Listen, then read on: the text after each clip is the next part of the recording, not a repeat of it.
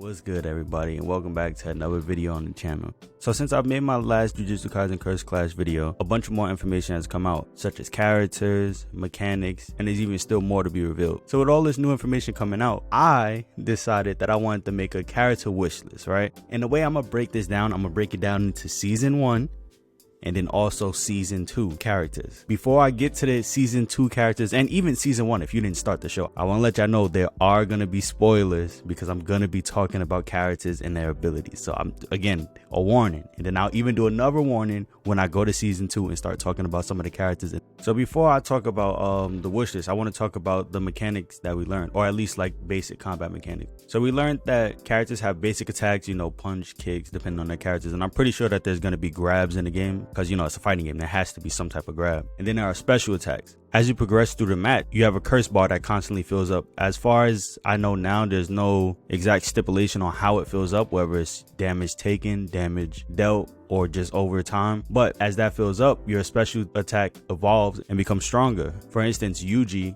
he will start off with Divergent Fist, and as his curse energy increases, he gets Black Flash. And then Gojo uses red and blue, and as his curse energy goes up, he gets purple, you know, so on and so forth.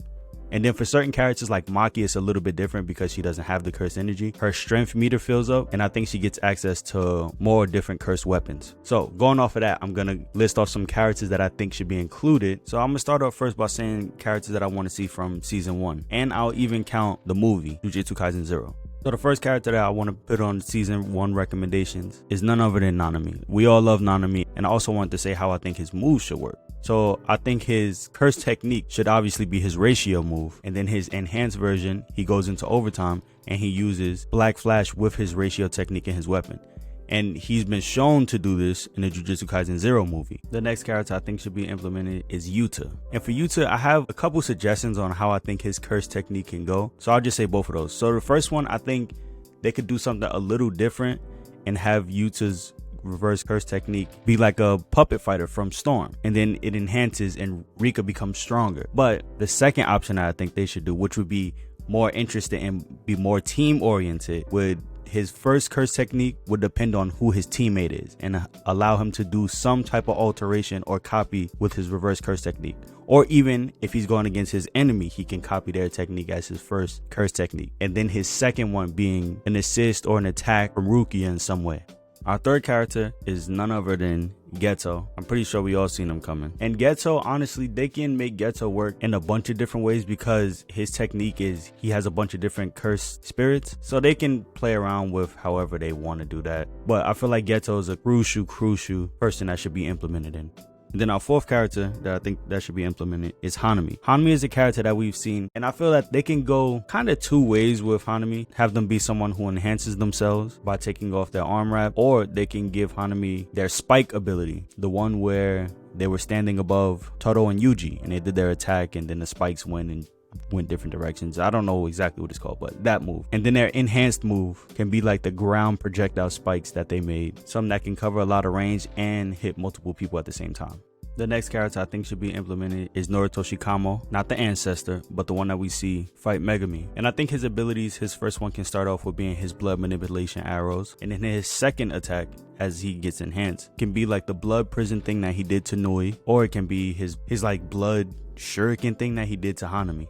The next character I think should be implemented is Mahito. Now, I'm going to speak a lot more on Mahito later when I do season 2 talk, but for now, I think Mahito should have, we don't know if projectiles are going to be in the game, so I think he should have something where he uses his small soul-like figures that he uses from his idol transfiguration. Now, his enhanced, a lot of people, look, don't be mad, but Mahito's in this special case, right?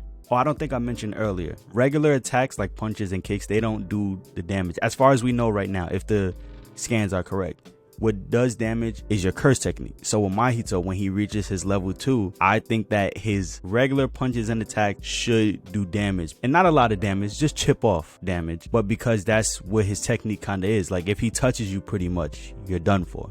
And our final character that I wanted to say is Toto, but Toto is a character that is kind of in a special situation for me. So we know that characters are going to have curse techniques, right? And we know that's what does damage. But Toto's technique isn't necessarily an offensive technique with Boogie Woogie. So I don't know if he's gonna have like a meter, like his punches start off as black flashes, and then when he increases, he's able to like boogie woogie a cursed object, or if he'll have like a technique or a move where he's able to boogie woogie and switch with somebody. It's funny saying boogie woogie, but switch with somebody, you know, in the mat that he chooses or anything like that. So he's a special case, but I definitely feel like they should put him in the game. And I know that Viking is going to find a way to make him unique, because they've done it already with My Hero, One's Justice 1 and 2, and Ultra Rumble. So I don't have exact techniques for Todo. I tried to think of some, but for now, that's just all I can come up with. Spoilers for anybody who hasn't read the manga, because these are going to cover more so the Shibuya incident characters. So the first character, obviously, Toji. And then he can work the same way as Maki does, you know. We all hate Echo Fighters, but I mean, Toji can be an exception, and then just have them be different weapons as opposed to Maki. Next character I think is Jogo. Now I was going to mention Jogo with season 1 characters, but I feel like we see a lot more as far as Gojo's potential in season 2. And I think that his attacks should be the kind of exploding flies that he does to Gojo in season 1, and then his second attack should be the volcanoes that he does in a Shibuya incident to take out a certain person, you know. But also with his enhanced version, they can go the route of doing the meteor attack that he was going to do. The next character I think that should be implemented is Choso. Now Choso is another character that shows up in season 1, but we literally don't see anything from him in season 1. Like he's shown probably like twice, but season 2 is where we'll get to see him flourish more. I don't want to go too much into specifics about these characters' attacks and their abilities, but obviously his piercing blood techniques will obviously be implemented and will cover a large range and make him more of a range type fighter. Another character I think that should be added is Dagon. And Dagon is another one that's in a certain situation for me, because one of the attacks that I think he should have, obviously his Death Swarm. But the thing with Dagon, again, spoilers, is that if I'm not mistaken, he can only do that attack in his domain. And we don't know if this game is going to have domains, and if they are, how they're going to work or anything like that, which I don't think they're going to have domains. But I think his Death Swarm should be one of his moves, and his water attack that was similar to what Max Elephant did. Our next character I think that should be added is Mei. Mei gets a lot more attention than I honestly thought that she was going to get in this Shibuya incident. And she's actually hella strong. So I think the attacks that she should have would focus more on her kind of axe, and then her enhanced can focus more on her exploding crows. And our final character that I think should be implemented is Naobito, the head of the Zenin clan. And he's another character who we see him get a lot of attention in season 2, especially with, again, spoilers. I don't know how many times I gotta say it, but with his fight with Dagon. And we know that he's strong because Dagon has to focus 70% of his power on him. And his curse techniques will focus on improving his projection sorcery technique. With Jujutsu Kaisen and how the game is a team-based game and how characters are very unique, I think that this game should have an alteration, not its whole separate character, but similar to how you go in Storm and you select different moves or different techniques and stuff like that. It changes how the character fight. I think it should have something like that, but in a way where it can change the character's combat system, but not its own separate character. Because characters in Jujutsu Kaisen from season 1 all the way into the current arc, they progress and go through so much, and I think that there's a lot of characters, especially that I mentioned, who can get enhanced or different versions of those characters. And I wanted to do a little bonus section and include characters that I think can get second alterations of themselves, which would be most of the characters listed. But I'll go over and say, think Megami, Sukuna, especially Shibuya Sukuna. Mahito is a big contender for that. I also think, again, spoilers, super spoilers, I also think Kenjaku can be an iteration for Geto.